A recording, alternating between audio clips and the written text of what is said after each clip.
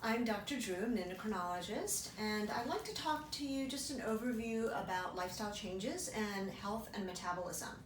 So we'll take it into two different steps, one as far as diet and one as far as exercise. Let's take diet first.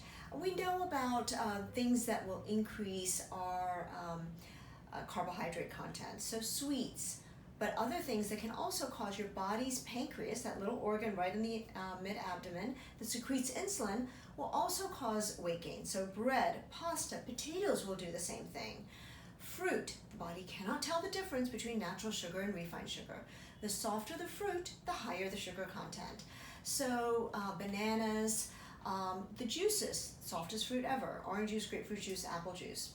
I naively felt that if you had regular oranges and just squeezed oranges to make orange juice, that would be about the same as the not from concentrated on the store. Not so much. Just because the shelf life has to be a little bit longer, they've got other added agents, and the blood sugar's difference between drinking orange juice from a carton or drinking it when we freshly squeeze it is about 20 points.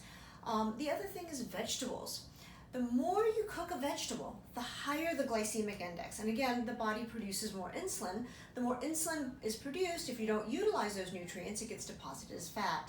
So for instance, onions, when you grill onions, it's called caramelizing onions. It turns into sugar.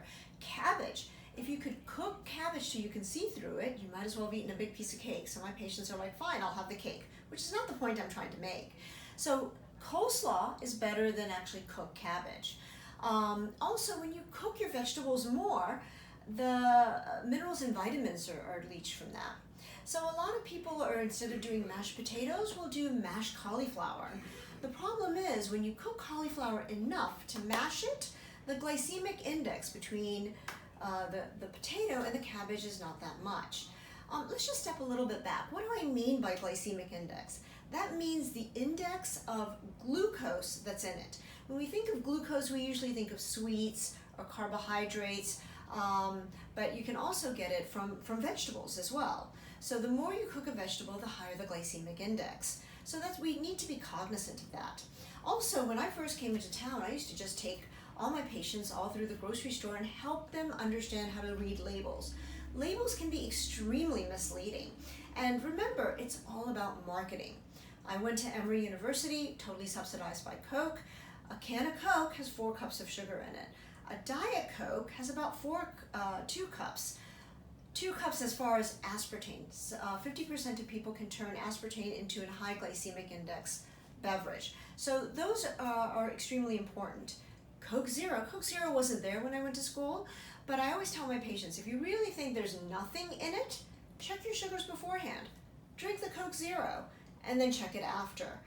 There's a huge difference between the two. So, nothing in life is for free. So when it just definitely says zero does not mean it does not have anything. It's all about marketing. Lean cuisine, just because it has lean in it and the packaging is pretty, doesn't mean that the glycemic index of that food or the cholesterol intake of that food is any different from anything else. Carbohydrates has really become the forefront. Why is that? Because diabetes is really rising. That's elevated blood sugars. Now remember, normal sugars are between 70 to 90. 70 to 90 is what normal is, and I usually tell patients, don't get fasting. When you go get your lab work done, don't do it fasting. Why? Because by the time a fasting blood sugar is over 100, they've probably been diabetic at least 2 to 3 years.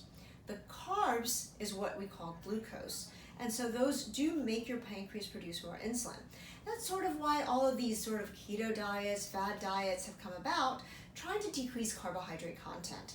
The best diet, I think, that's the most sensible, is probably the South Beach diet.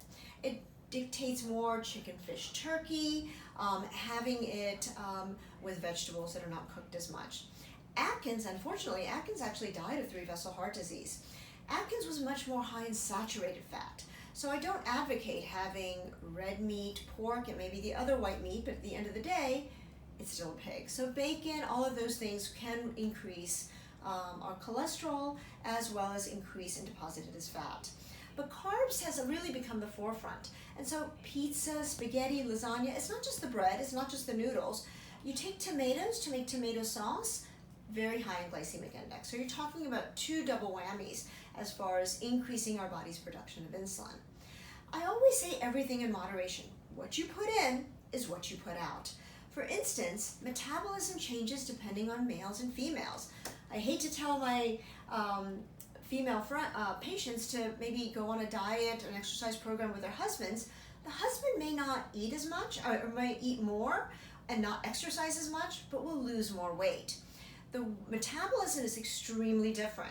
When we did a study on metabolism, we took 35-year-olds, laid them in bed all day. If for them to be the same weight, not to lose weight, to be the same weight, they would have to have 0 caloric intake. Or at 35, when we ate like we did as a kid, we'd have to do 2 half marathons, again, to be the same weight, not to lose weight, but to be the same weight. So we actually have to find a fine balance between what we're eating as well as what we're exercising. But what I tell my patients is, they're always like, oh, I'm not eating very much, I'm eating less, I'm not losing weight. The problem is that if we don't change both avenues, then we gain about 3 to 4 pounds every 3 to 4 months. Right in our 40s, for women, we become extremely carb sensitive.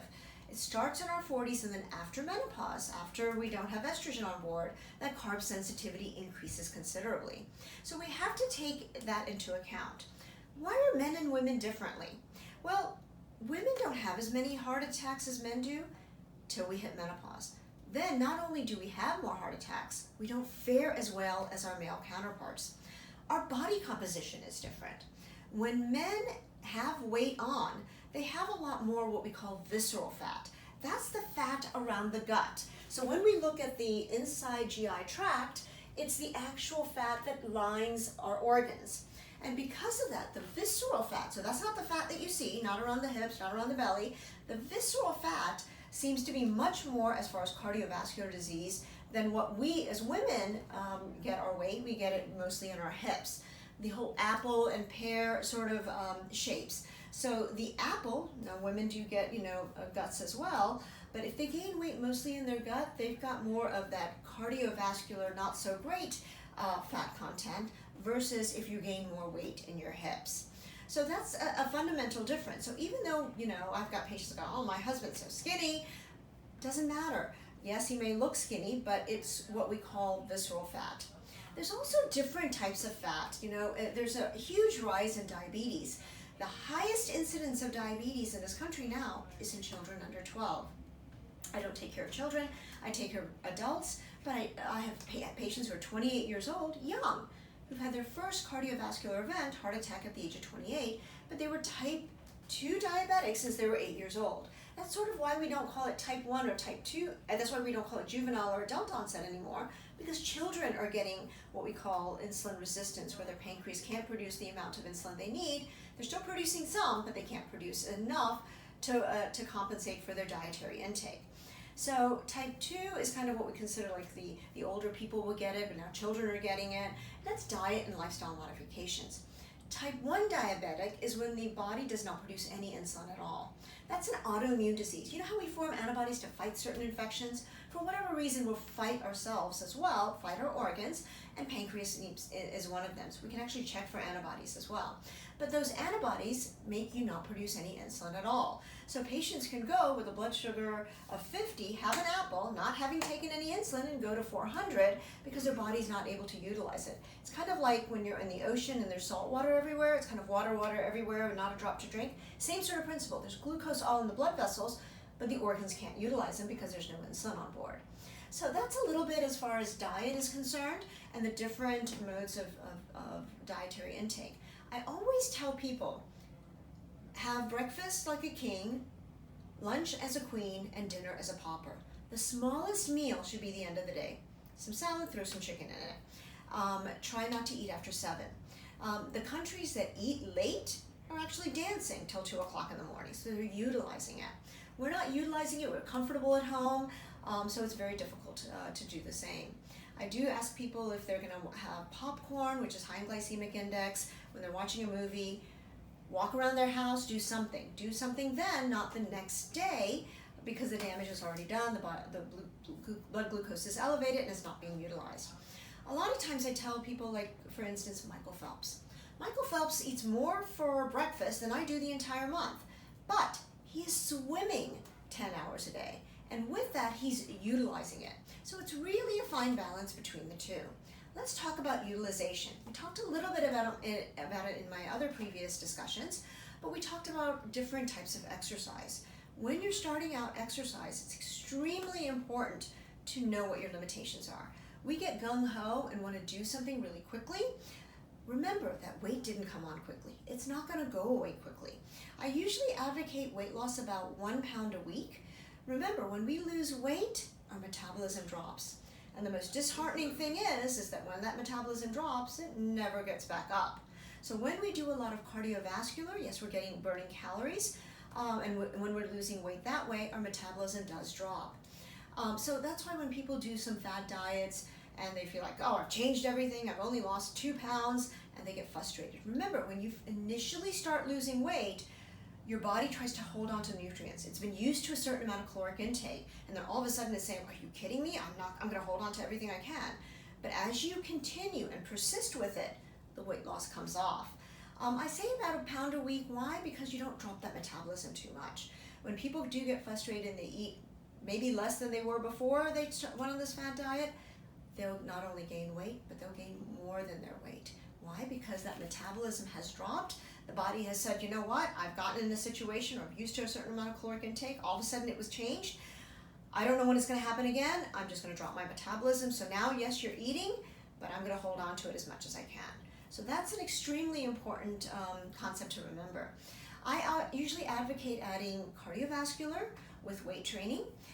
Things that you need to be much aware of as far as what your limitations are, slowly increase it.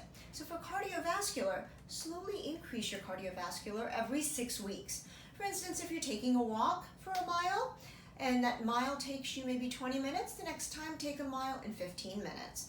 Next time, next 6 weeks, maybe 1.5 miles, and so on and so forth, just so you can increase it. Remember, when you first start exercising, it's painful.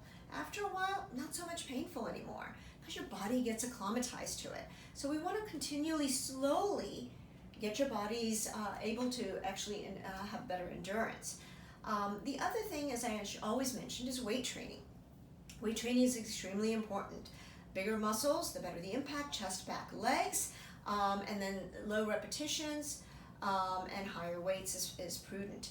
What I find that's also very, very important is look at your alignment. Look at your form. That's extremely important. It is not a competition. I see a lot of people do more weights than they should because they feel like they should do that weight, but their form is really bad. And the biggest injuries we see is shoulder injuries, from doing too much as far as deltoids. Lower back is extremely important. Posture is extremely important. Bone is not, as I mentioned, a static organ. It continues to remodel. We want to strengthen those muscles around the bones so that we have much more stability. Strengthening the spine is by strengthening the paraspinal muscles, as well as the abdominal muscles, so you have better support for your lower back and you don't have long-term injuries for lower back. We do have wear and tear, and so we want to do the best we can with the body that we have. The other forms of exercise is a conglomeration of the two. I usually tell people, try to do a little bit of both, every day. So a little bit of weight training, a little bit of cardiovascular, and then build up your endurance. And then definitely make sure that the form is good. That's extremely important. I see people pick up stuff. It's extremely easy to just pick it up by just bending over and picking it up. But if you actually stabilize your back and bend over, either bending your knees and then picking it up, you're actually using your muscles as well as protecting your lower back. And that's extremely important. So that's really a synopsis of just diet and exercise. Till next time, this is Nikki Dhruv.